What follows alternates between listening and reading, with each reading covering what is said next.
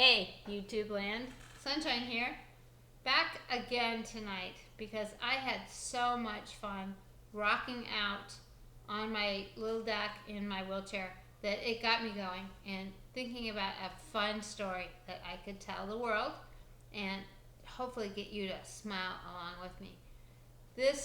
I have reported this to several people in my life that I kept getting sent to France as a young woman, and they would go, "Oh, lucky you," and I was lucky, very very lucky to have traveled a bit when I was a younger woman, and but why France? You ask.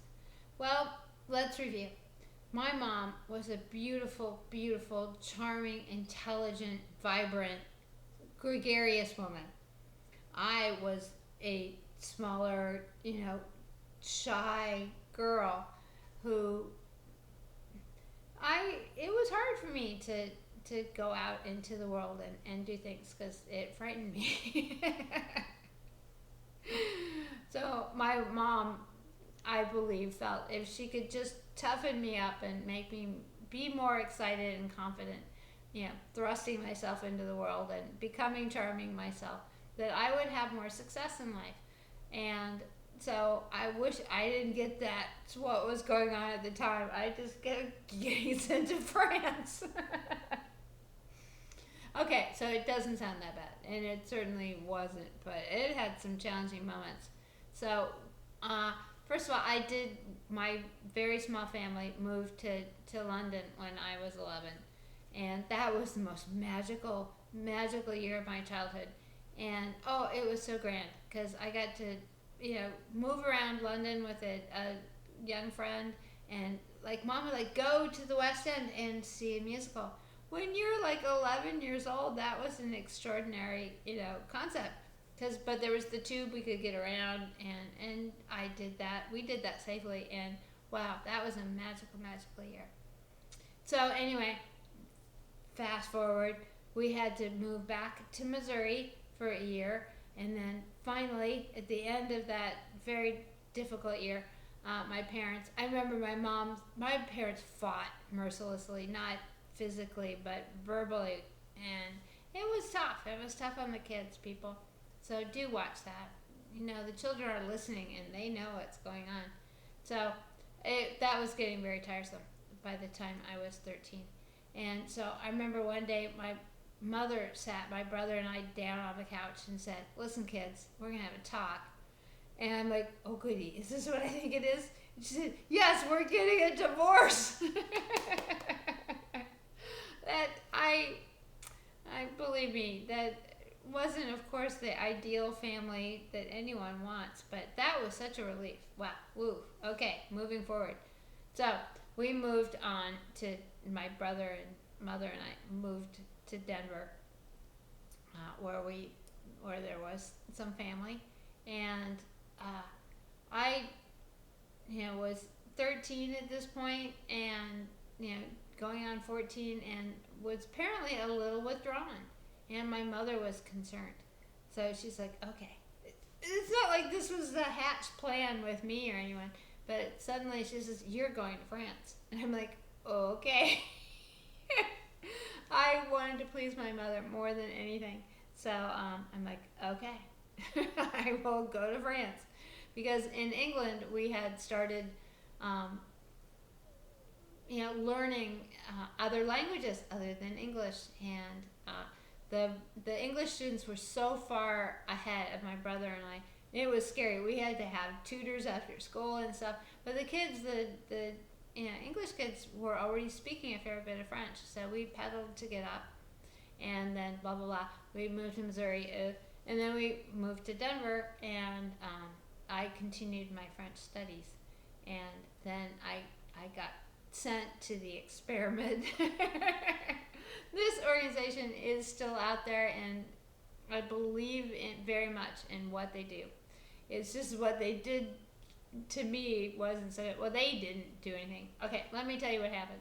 Okay, so she is put on a plane, me, put on a plane to Vermont, which was very nice. I felt okay there. Being away from my mother at that point was so traumatic for me because, oh, I needed her. Anyway, but I'm going to tough it out, right?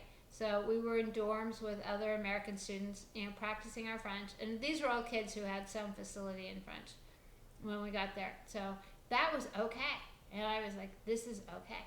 And then we got on another plane and another plane. And then there was a very long train ride at the end. And then you were dropped off.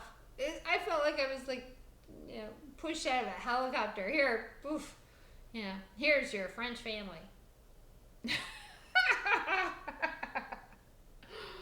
And, international exchange programs are wonderful. And so many of them are traumatic, just wonderful for the kids, for all the families involved.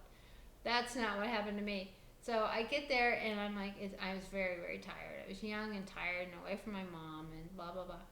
And like, I get up the next morning. My mother was such a gracious host, and she was always pushing food on people. And food that they wanted, for example. So I wake up in this French household and there's like no food. And there's no nice welcoming people. And I'm like, this is starting to get a little suspect. And this was like not good, and I was getting kind of freaky. And so, but you tough it out, right? We're here to learn and to have an experiment. And anyway, so there was two young kids in the household. They were our age. I was 14. There was a girl that was my age, and then she had a little older brother. And they were the saving grace for me, because they clearly could tell that what was going on wasn't right. That they had welcomed us into their home, but weren't really interested in taking care of us or our needs. And so I was starting to get freaky, but I remember keeping it together pretty well. And so like the second night we were there and getting hungrier and hungrier, and we went out to a party with these two teenagers and us. I was with another American girl, thank goodness. Most often, kids were just catapulted into a family one at a time. But I was with another young American woman, which was really helpful in the end.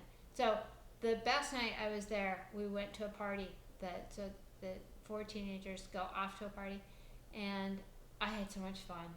We laughed and we smiled, and there was dancing and great music, and it was just a really wonderful time. And then we get back to their house, and I get up the next morning and I go, I know what the fuck's going on here. My dad was an alcoholic, and I could tell, probably should have been able to tell when I walked into that house. That's what was going on. That's why there wasn't any food. That's why there wasn't welcoming adults. Is those parents were drunk, and they were just they were just getting money from the experiment in order to fund their drinking life. And so I believe I was the one who really took charge with the other young American woman, and just said, we got to get out of here. And this was before cell phones, people. Remember, you couldn't just call the emergency services or anything. So anyway, we did get the program on the phone, and they went, what? What do you mean they're not feeding you? What do you mean it's cold? What do you mean they're screaming all the time? And so they did come out, and someone came, and I was so relieved when a car pulled up, because this was out in the middle of it wasn't close to anything. And so, we went out to go get in the car with the responsible adult from the program, and the parents, who, God, they were nasty people, just said, no, you can't take them without giving us, money. And the program said, no, we're taking them and we're leaving. And they said, no, we're keeping their luggage. And it's like, ooh, growl. That was a scary moment. But anyway, we all got out of it unscathed. And let me say a big, big kind word to all the French people that did help us then. That was a bad placement effort. But what I really want to leave you with is that one of the greatest things that I learned from that difficult experience was, first of all, it only went on for a couple of days, and I survived, obviously. Uh, but that young woman who was in that family, who didn't get to leave with me, she taught me something so important. She had two outfits to her name. One that she wore for every day, going to school or whatever she was doing. She had one outfit, and then she had her party outfit. And that one party that we went to, we spent a little time getting. I had this suitcase full of clothes, and she had those two outfits. But when she put her party dress on, she just shone. She was beautiful and happy because she appreciated that in her life and what she had, because they did not have much of anything. And it sure taught me to straighten up and be grateful for what I did have. And I hope they're well. I hope that beautiful young girl grew up in a happy way. And her brother was lovely too, but that was tough. So, loves to all. Sunshine.